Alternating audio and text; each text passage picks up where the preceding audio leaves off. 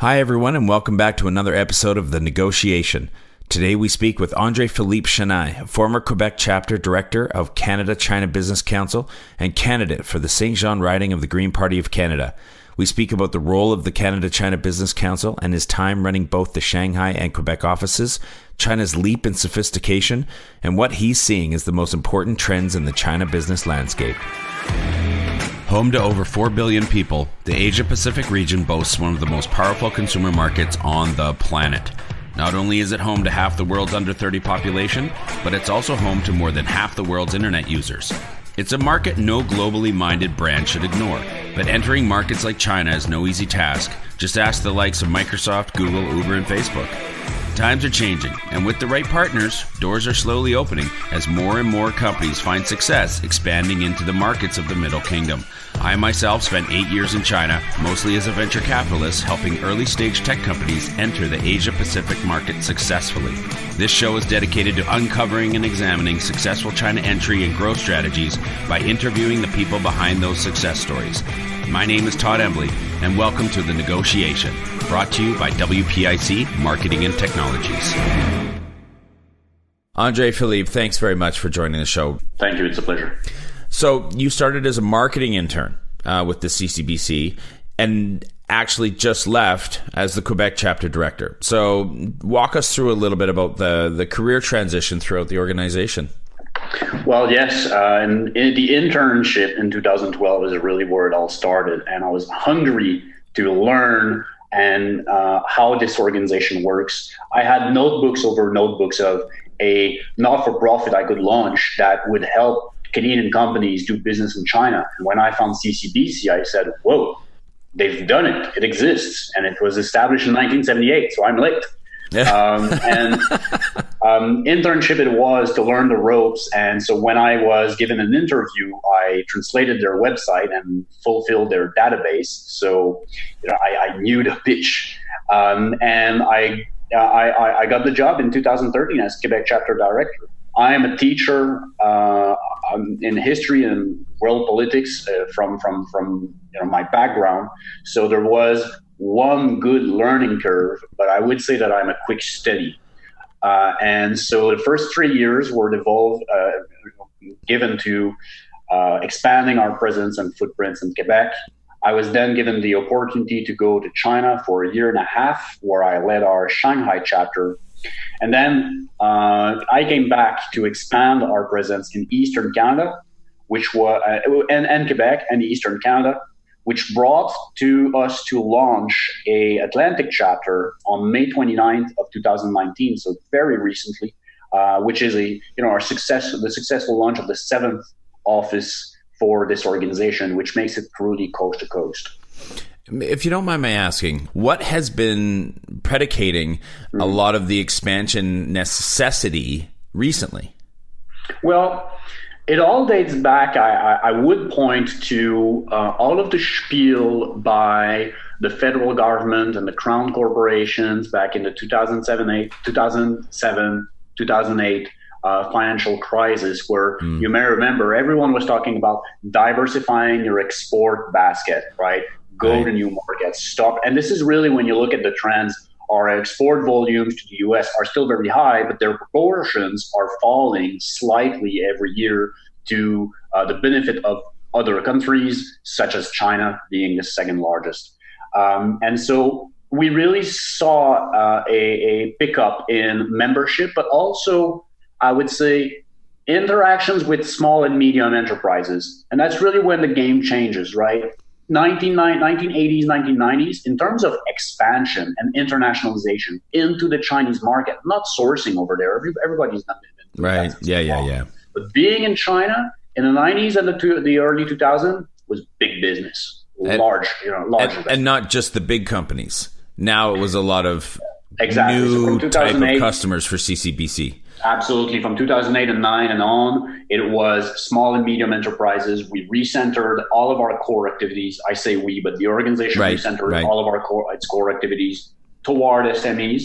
And so its portfolio of services now is mostly catered to small and medium enterprises. Can you speak to the differences between handling Or like if you need to help a large organization go to China, how much of an impact you can have and how much you can value add to their going across the pond. Speak to the difference in the needs and the kind of the persona of the two companies and how you were able to be helpful to each different kind of subset.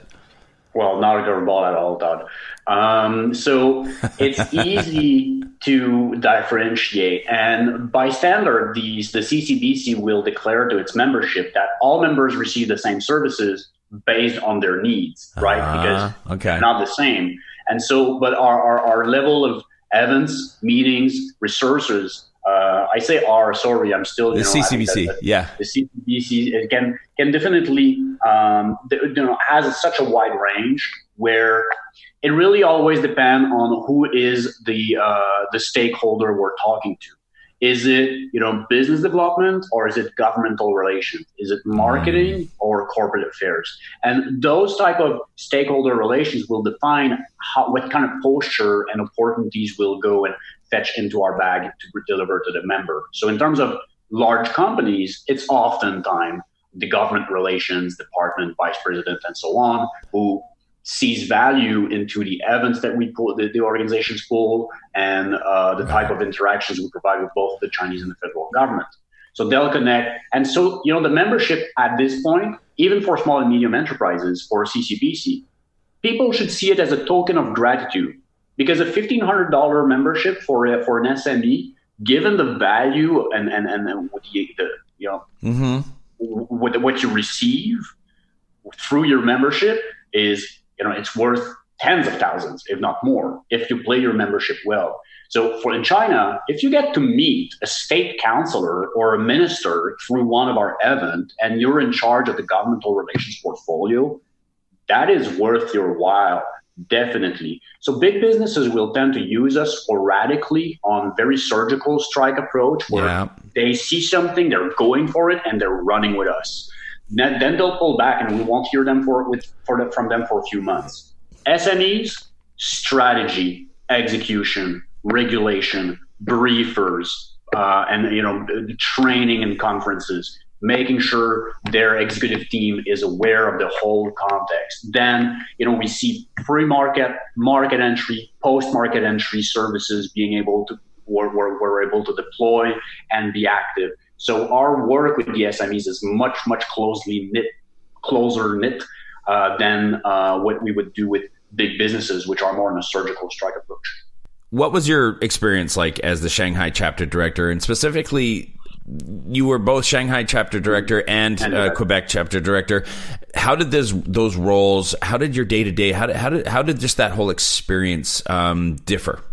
It changed quite a lot, but I would point to the fact that the biggest influence my experience in Shanghai had is on my future work, or work forward to that as when I came back to lead the Quebec chapter, because having done the round in China and back in Canada, I could understand the needs of the entrepreneurs once they're in market in a much, much, much deeper fashion. Mm-hmm. And this comes from, being on the ground as a CCBC director in China. When you come back to Canada, my eyes were pretty much open, realizing, okay, not in China anymore. How do I provide similar or even better value to members not being in China? And so we quickly defined a strategy to position our chapter and our office as the leader in data-driven business intelligence for our members, preparing briefers and strategic action plans and so on. Oftentimes, it's mostly arbitraging, our information arbitrage in between Chinese sources and providing that in French or in English, because most of that information is available in Chinese. And so being able to play as what we were to be a bridge.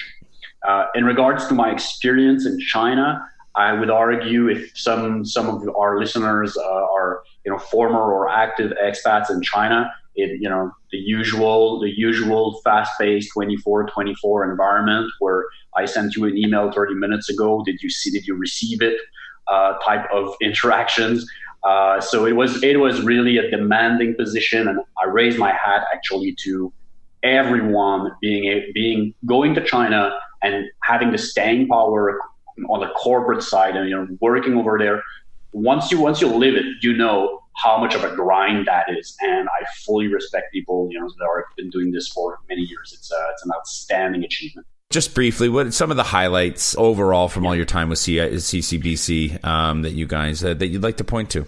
I can't hold back but to mention some of the major events that we've pulled. And those have come before my time. They will come in the future.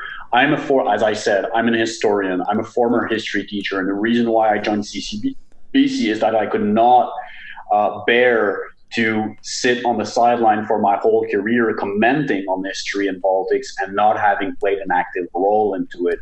And especially for international relations. And given that our 2016 AGM under my leadership when I was in Shanghai, where Justin Trudeau, the Prime Minister Justin Trudeau, was our guest of honor. He was just transitioning from Shanghai to Hangzhou, where the G20 was held in that year. Right. And we had Han Zhong, the then Secretary General to the city of Shanghai, and now Politburo Standing Committee member, as the counterpart to Prime Minister Trudeau. That day took over 6 weeks of our time to organize. It was a major pull for a team of 3 people. And I say 3 on the ground. Naturally, the whole team of CCBC came together for event execution.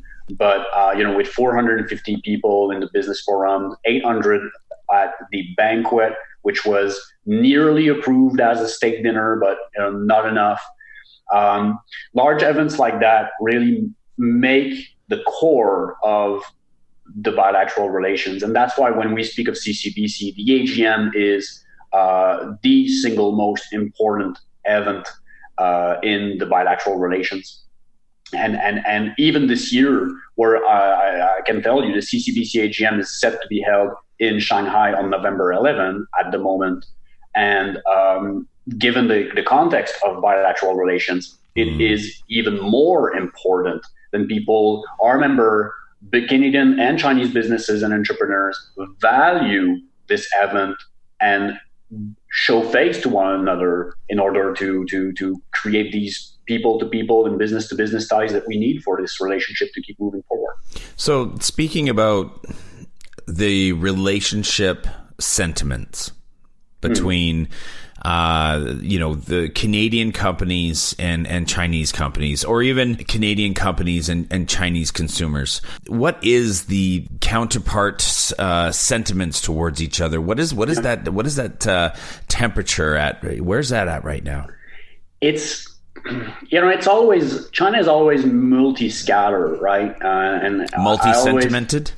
Multi-sentimented in a way, because I really like the saying where everything is true at any given moment in China. Yeah. You could find anything, just give me a story and I'll find you tens of people that are already living this. But if we try and generalize, then it's important to mention, always evaluate in terms of mapping and first, second, and third degree evaluation analysis. Who are you talking to? Yes, people to people, but then business to business is more important in that way. Always have the second or third degree analysis on your relationships. The Chinese have that. They do this. A lot is not said in China, but a lot is shown. So it's important to understand that. If you're dealing with a state-owned enterprise, or if a Canadian company is dealing with a state-owned enterprise, I would say, generally speaking, their communication and relationship is pretty cold at the moment. And it's not because the given individual is cold to Canada, but the chain of command in China is everywhere, right? Yeah. If we're talking of a large corporation, probably the same. If we're talking of, a given entrepreneur / investor coming into China and looking at your products, he's probably warm on China, and he himself is probably interested in the product. Now, be aware, he himself may face issues at the customs, at the banks, and when he's making international transfers toward Canada. We see those things. I'll say CCBC sees these things on a weekly basis, really, throughout its membership. I've recently had Chinese entrepreneurs who are Canadian permanent residents, and I would say historically, in my playbook, these guys were safe. They were Chinese entrepreneurs being able to speak Chinese local languages and then skimming through. So they weren't really Canadians; they were a Canadian product, and Canadian products are still appreciated in China. So I was thinking to myself, these guys are protected. Not anymore. We've had Chinese permanent residents established in Canada that have been denied or canceled contracts, multi-million dollars, business at risks now. So it's a difficult situation. No kidding. The message to the Canadian entrepreneurs is it's not that the market is closed. There's still room. There's a huge opportunities. You must do your homework, do your mapping, do your strategic assessment. Evaluate the stakeholders. Is it worthwhile? And if the answer is yes, given the information you have at hand, then as an entrepreneur, just do it, right? But you have to spend time evaluating your options in China now more than ever.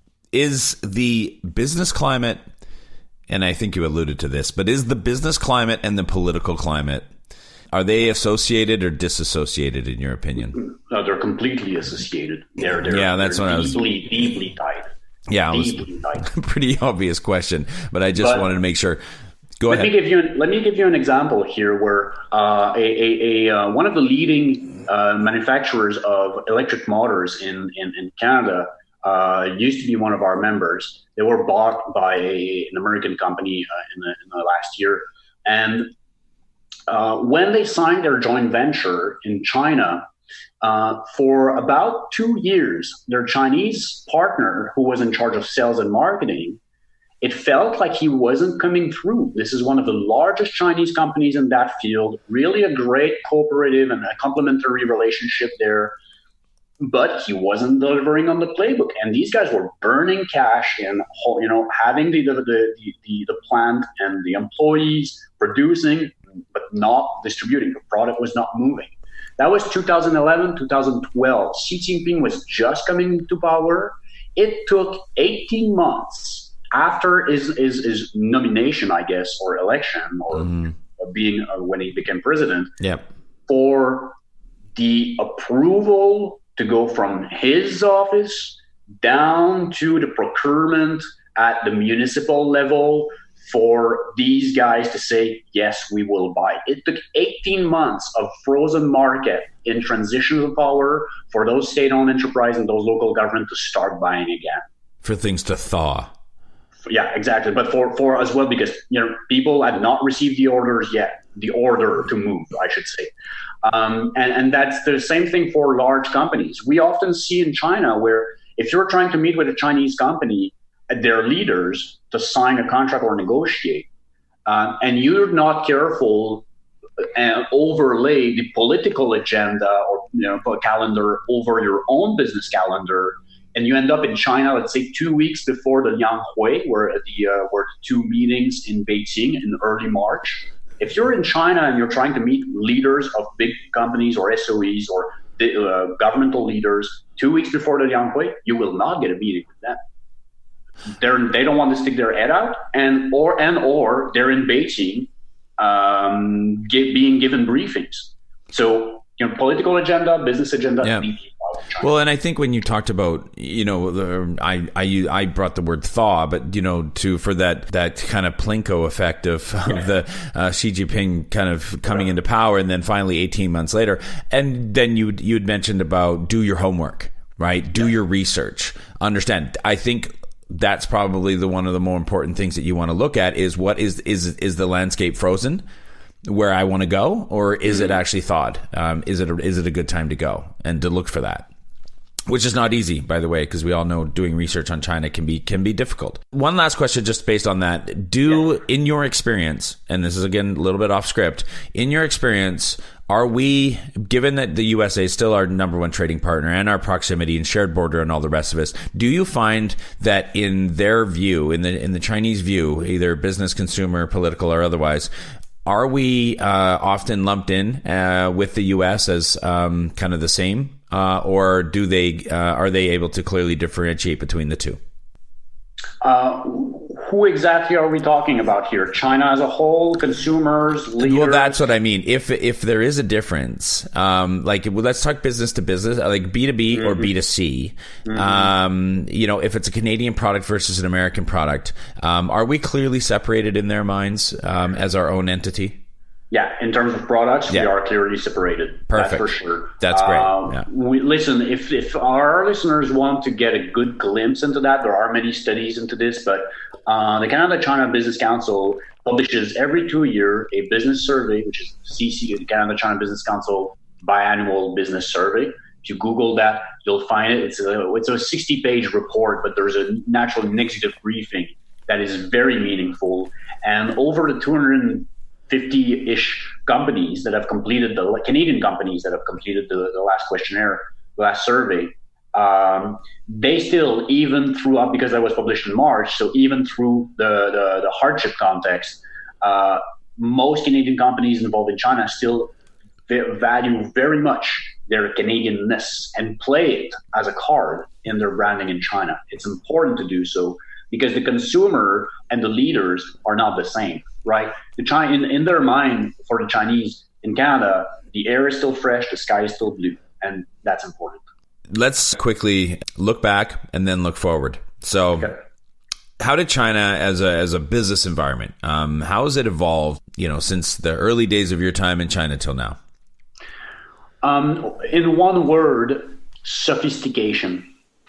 And that's something that I've been vying to bring as an awareness to the business community over my time at CCBC, is that China is a highly sophisticated market in terms of consumer behaviors and business dealings, expectations in terms of delivery quality as well. If they're buying international, they want and they expect that quality. If not, they'll just buy it Chinese and cheap. Yeah. So, but I've seen this level of sophistication rise from my early days looking at China through CCBC and up to now. And it's a deep and heavy trend that is set to continue. And sophistication, not in the sense of your French Paris sophistication, in the sense of your Shanghai, China sophistication. Chinese are sophisticated in their own way.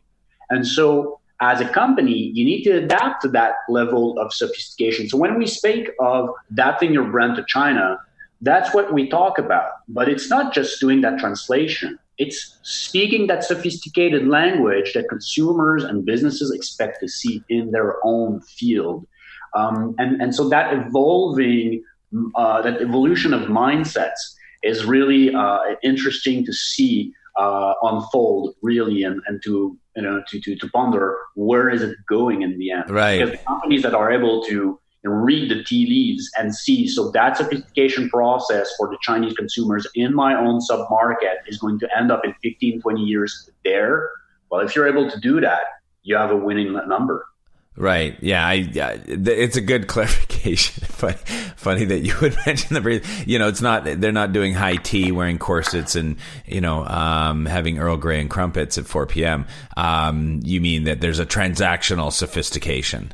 Oh, absolutely. And there's a consumer consumption sophistication as well, right? The WPIC has all those data, like the number of hours they will chat or look at given products before they hit buy is substantial. And then they'll want to have their friends corroborate that it's a good international company, it's quality, because it's lifestyle in the end, right? It's who you are as a person in China being defined by what you buy.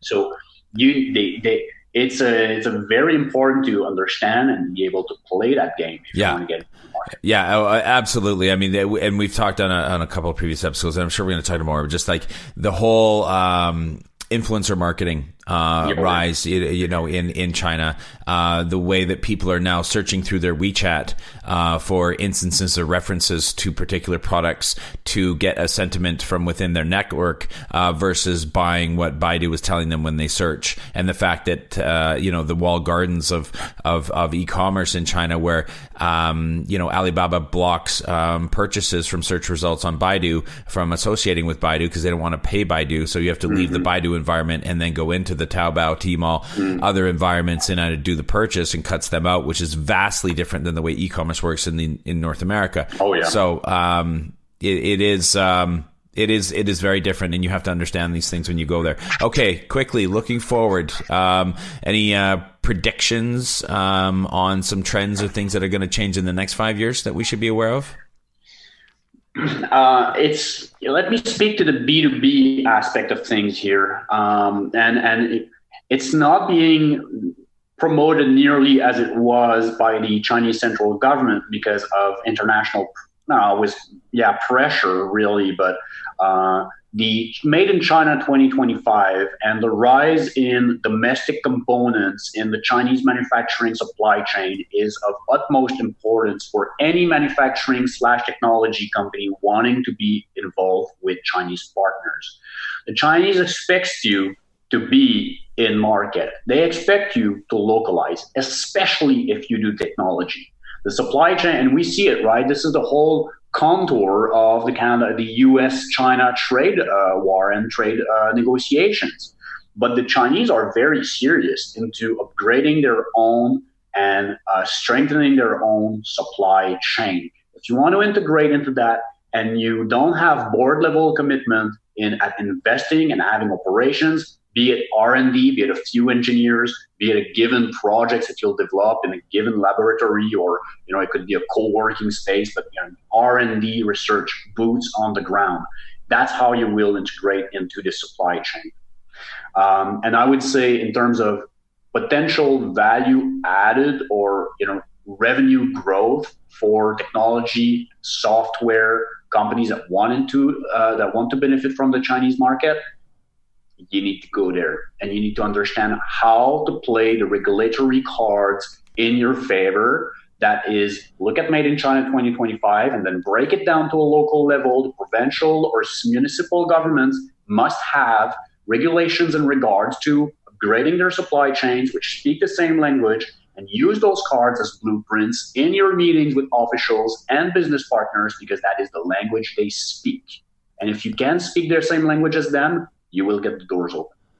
André-Philippe, I really, really appreciate your time, and I have one more question for you. Yep. Give our listeners your number one piece of advice about doing business in China. That must be register your brand. You are a tech, you are a consumer product, you are a fashion and apparel, or you're even a software company. You're thinking of going to China in 1, 3, 5, 10 years. Make the commitment to register your brand yesterday.